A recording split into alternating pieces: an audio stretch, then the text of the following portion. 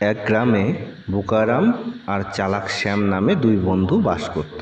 বোকারাম ছিল সহজ সরল আর সরল মনের মানুষ।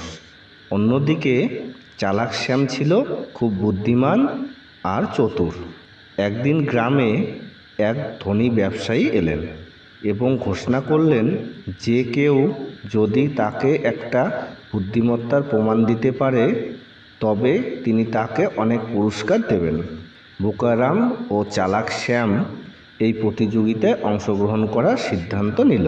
প্রথমেই চালাক শ্যাম ব্যবসায়ীর কাছে গেল এবং বলল, মহাশয়, আমি আপনাকে দেখাতে পারি কিভাবে একটা মাত্র জাল দিয়ে অনেক মাছ ধরা যায়।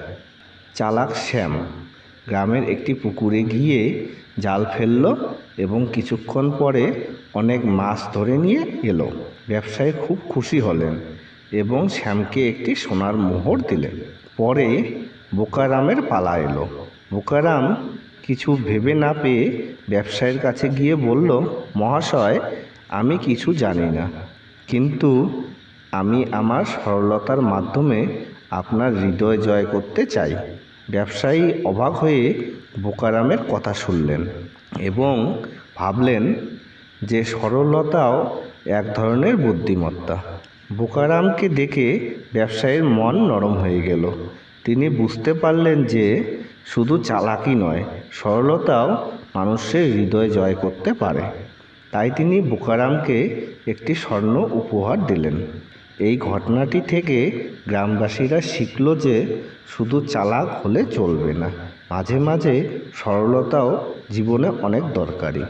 বোকারাম ও চালাক শ্যাম একে অপরের গুণাবলী থেকে শিক্ষা নিয়ে আরও ভালো মানুষ হয়ে উঠল এবং তাদের বন্ধুত্ব আরও মজবুত হলো।